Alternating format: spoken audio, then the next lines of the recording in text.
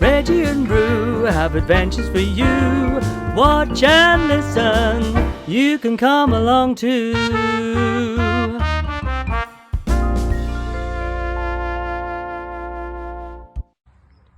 Hello again. You ready for the next chapter? Can you remember what happened yesterday?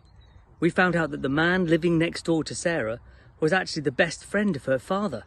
But he didn't know that she was there, and he's been looking for her all this time. Let's see if anything happens in today's chapter to help him find her. Chapter 13 is called One of the Populace. The winter was a wretched one. There were days on which Sarah tramped through snow when she went on her errands. There were worse days when the snow melted and combined itself with mud to form slush. There were others when the fog was so thick that the lamps in the streets were lighted all day, and London looked as if it had looked the afternoon, several years ago, when the cab had driven through the thoroughfares with Sarah tucked up on its seat, leaning against her father's shoulder. On such days, the windows of the house of the large family always looked delightfully cosy and alluring, and the study in which the Indian gentleman sat glowed with warmth and rich colour. But the attic was dismal beyond words. There were no longer sunsets or sunrises to look at, and scarcely ever any stars, it seemed to Sarah. The clouds hung low over the skylight, and they were either grey or mud-coloured or dropping heavy rain. At 4 o'clock in the afternoon, even when there was no special fog, the daylight was at an end. If it was necessary to go to her attic for anything, Sarah was obliged to light a candle. The women in the kitchen were depressed, and that made them more ill-tempered than ever, and Becky was driven like a little slave. "'Tweren't for you, miss," she said hoarsely to Sarah one night when she crept into the attic. "If it tweren't for you and the Bastille and being a prisoner in the next cell, I reckons I should die. That there does seem real now, doesn't it? The missus is more like the head jailer every day she lives. I can jest see them big keys you say she carries. The cook's, she's like the one of them under jailers. Tell me some more, please, miss. Tell me about the subterranean passage we've dug under the walls." "I'll tell you something warmer," shivered Sarah. "Get your coverlet and wrap it around you, and I'll get mine, and we will huddle close together on the bed, and I'll tell you about the tropical forest where the Indian gentleman's monkey used to live. When I see him sitting on the table near the window and looking out into the street with that mournful expression, I always feel sure he is thinking about the tropical forest where he used to swing by his tail from coconut trees. I wonder who caught him, and if he left a family behind who depended on him for coconuts." "Oh, that is warmer, miss," said Becky gratefully. "But in some ways, even the Bastille is sort of heating when you gets to telling about it." "That's because it makes you think of something else," said Sarah, wrapping the coverlet around her until her small dark face was to be seen looking out of it. "I've noticed this. What you have to do with your mind when your body is miserable is make it think of something else." "Can you do it, miss?" faltered Becky, regarding her with admiring eyes. Sarah knitted her brow for a moment. "Sometimes I can, and sometimes I can't," she said stoutly. "But when I can, I'm all right. And what I believe is that we always could if we practiced enough. I've been practicing a good deal lately, and it's beginning to be easier than it used to be. When things are horrible, just horrible, I think as hard as ever I can of being a princess. I say to myself, I am a princess, and I am a fairy one, and because I'm a fairy, nothing can hurt me or make me uncomfortable. You don't know how it makes you forget." She laughed. She had many opportunities of making her mind think of something else, and many opportunities of proving to herself whether or not she was a princess. But one of the strongest tests she was ever put to came on a certain dreadful day, which, she often thought afterward, would never quite fade out of her memory, even in the years to come. For several days it had rained continuously. The streets were chilly and sloppy and full of dreary cold mist. There was mud everywhere, sticky London mud, and over everything the pall of drizzle and fog. Of course there were several long and tiresome errands to be done. There always were on days like this, and Sarah was sent out again and again until her shabby clothes were damp through. The absurd old feathers on her forlorn hat were more bedraggled and absurd than ever, and her downtrodden shoes were so wet that they could not hold any more water. Added to this, she had been deprived of her dinner, because Miss Minchin had chosen to punish her. She was so cold and hungry, and tired that her face began to have a pinched look, and now and then some kind-hearted person passing her in the street glanced at her with sudden sympathy. But she did not know that. She hurried on, trying to make her mind think of something else. It was really very necessary. Her way of doing it was to pretend and suppose, with all the strength that was left in her. But really, this time it was harder than she had ever found it. And once or twice she thought it almost made her more cold and hungry instead of less so. But she persevered obstinately, and as the muddy water squelched through her broken shoes, and the wind seemed trying to drag her thin jacket from her, she talked to herself as she walked through, though she did not speak aloud, or even move her lips. I suppose I had dry clothes on, she thought. Suppose I had good shoes and a long, thick coat, and merino stockings and a whole umbrella. And suppose just when I was near a baker's, where they sold hot buns, I should find sixpence, which belonged to somebody. Suppose if I did, I should go into the shop and buy 6 of the hottest buns and eat them all without stopping. Some very odd things happen in the world sometimes. It certainly was an odd thing that happened to Sarah. She had to cross the street just when she was saying this to herself. The mud was dreadful. She almost had to wade in it. She picked her way as carefully as she could, but she could not save herself much. Only in picking her way she had to look down at her feet and the mud, and in looking down, just as she reached the pavement, she saw something shining in the gutter. It was actually a piece of silver, a tiny piece trodden upon many feet, but still with spirit enough left to shine a little. Not quite a sixpence, but the next thing to it, a 4-penny piece. In 1 second it was in her cold little red and blue hand. Oh, it is true, it is true. And then, if you will believe me, she looked straight at the shop directly facing her, and it was a baker's shop, and a cheerful, stout, motherly woman with rosy cheeks was putting in the window a tray of delicious, newly baked hot buns, fresh from the oven, large, plump, shiny buns with currants in them. It almost made Sarah feel faint for a few seconds.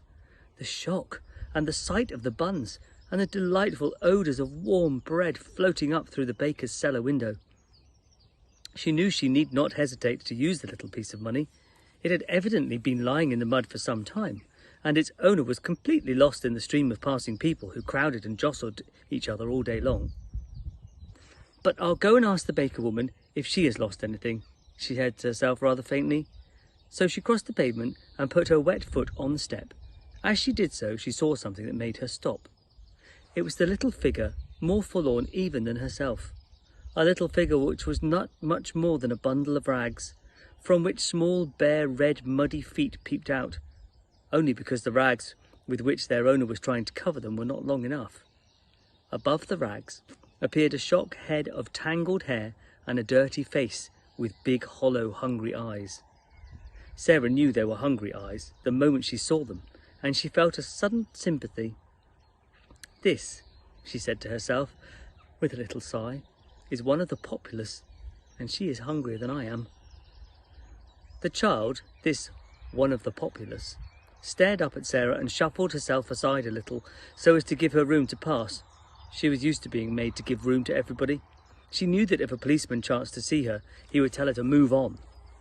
Sarah clutched her little 4-penny piece and hesitated for a few seconds, then spoke to her. "Are you hungry?" she asked. The child shuffled, and her rags moved a little more. "Ain't I just?" she said in a hoarse voice. "Just ain't I." "Haven't you had any dinner?" "No dinner," more hoarsely still and more shuffling. "Not your no breakfast nor no supper, no nothing." "Since when?" "Dunno. Never got nothing today nowhere. I've got axed and axed." She just looked at her, made Sarah more hungry and faint.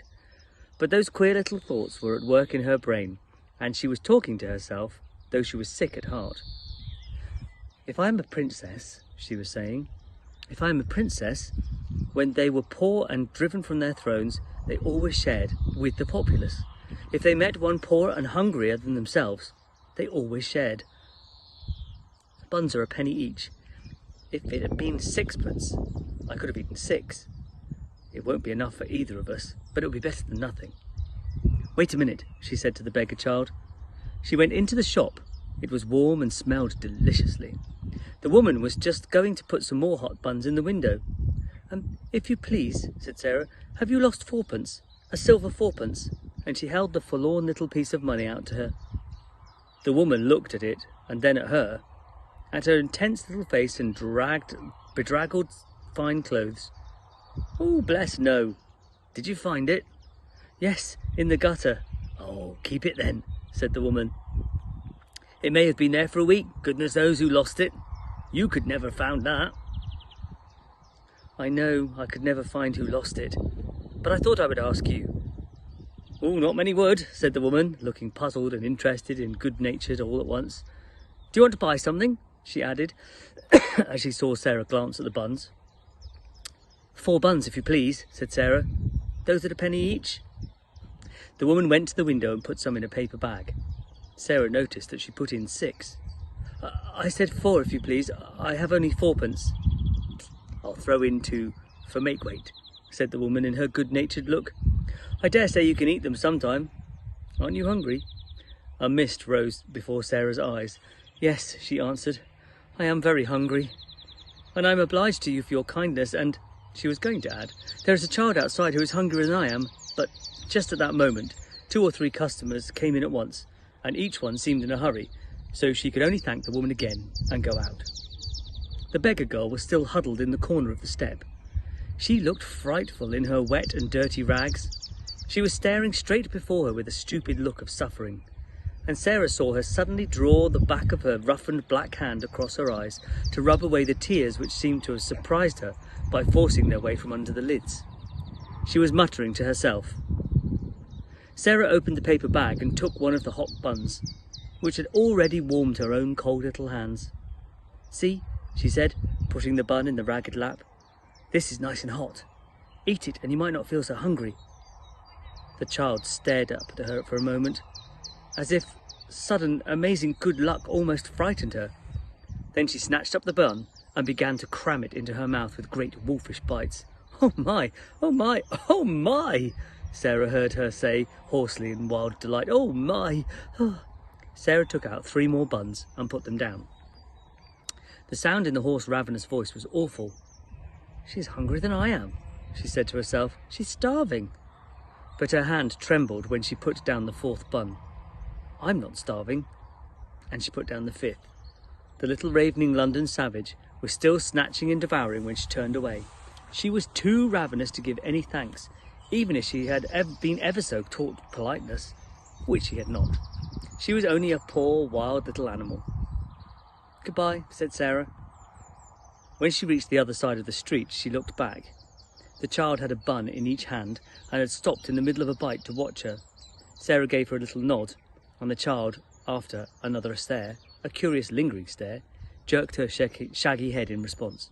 And until Sarah was out of sight, she did not take another bite, or even finish the one she'd begun. At that moment, the baker woman looked out of her window. "Well, I never. If that young 'un hasn't given her buns to a beggar child. It wasn't because she didn't want them either. Well, well, she looked hungry enough. I'd give something to know what she did it for." She stood behind her window for a few moments and pondered. Then her curiosity got the better of her. She went to the door and spoke to the beggar child. "Who gave you those buns?" The child nodded her way towards Sarah's vanishing figure. "What did she say?" "Asked me if I was hungry." "What did you say?" "Said I was just." "And then she came in and got the buns and gave them to you, did she?" The child nodded. "How many?" 5. The woman thought it over. Left just 1 for herself, and she could have eaten the whole 6. I saw it in her eyes. She looked after the little draggled faraway figure and felt more disturbed in her usual comfortable mind than she had for many a day. "Oh, I wish she hadn't gone so quick. I'm blessed if she couldn't have taken a whole dozen." "Are you hungry yet?" she said to the little beggar girl. "I'm all as hungry, but ain't as bad as I was." "Come in here," said the woman, and she held open the shop door. The child got up and shuffled in. To be invited into a warm place full of bread seemed an incredible thing. She did not know what was going to happen next. She did not care even. "Get yourself warm," said the woman, pointing to a fire in the tiny back room. "And look here. When you're hard up for a bit of bread, you can come in here and ask for it.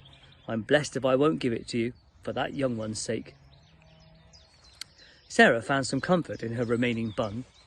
At all events, it was very hot, and it was better than nothing. As she walked along, she broke off small pieces and ate them slowly to make them last longer. "Suppose it was a magic bun," she said, "and a bite was as much as a whole dinner. I should be overeating myself if I went on like this." It was dark when she reached the square where the select seminary was situated. The lights in the houses were all lighted. The blinds were not yet drawn in the windows of the rooms where she nearly caught glimpses of members of the large family. Frequently at this hour she could see the gentleman called Mr. Montmorency sitting in a big chair, with a small swarm around him, talking, laughing, perching on the arms of his seat or on his knees or leaning against them. This evening the swarm was about him, but he was not seated. On the contrary, there was a good deal of excitement going on. It was evident that a journey was to be taken, and it was Mr. Montmorency who was to take it. A brougham stood before the door, and a big portmanteau had been strapped upon it. The children were dancing about and chattering and hanging on to their father. The pretty rosy mother was standing near him, talking as if she was asking final questions. Sarah paused a moment to see the little ones lifted up and kissed, and the bigger ones bent over and kissed also. "I wonder if he will stay away long," she thought. "The portmanteau is rather big. Oh dear, how will they miss him? I shall miss him myself, even though he doesn't know I'm alive." When the door opened, she moved away, remembering the sixpence, but she saw the traveller come out and stand against the background of the warmly lit hall, the other children all hovering around him. "Will Moscow be covered in snow?" said the girl Janet. "Will there be ice everywhere?" "Shall you drive in a drosky?" cried another. "Shall you see the Tsar?" "I will write and tell you about it," he answered, "and I will send you pictures of all sorts of things. Run into the house. It is a damp and hideous night. I would rather stay with you than go to Moscow. Good night. Good night, duckies. God bless." And he ran down the steps and jumped into the brougham. "If you find the little girl, give our love," shouted Guy Clarence, jumping up and down on the doormat. Then they went in and shut the door. "Did you see," said Janet to Nora as they went back to the room, "the little girl who is not a beggar was passing? She looked all cold and wet, and I saw her turn her head over her shoulder and look at us. Mamma says her clothes always look as if they'd been given to her by someone who was quite rich, someone who only let her have them because they were too shabby to wear. The people at the school always send her out on errands on the horridest days and nights." Sarah crossed the square to Miss Minchin's area steps, feeling faint and shaky. "I wonder who the little girl is," she thought. "The little girl he was going to look for." And then she went down the area steps, lugging her basket and finding it very heavy indeed, as the father of the large family drove quickly on his way to the station to take the train, which was to carry him to Moscow, where he was to make his best efforts to search for the lost little girl of Captain Crewe. The next chapter is called What Melchizedek Heard and Saw. So we're going to see the rat again, I guess, tomorrow. So the man from the large family is travelling all the way to Moscow to find Captain Crewe's daughter, and she's the girl living next door. And she watched him get into the cart, into the chariot. What do they call it? A brougham. It's like a taxi. How funny that she's next door. How terrible that she has to live with no money and nothing to eat. I hope they find her soon. Bye for now.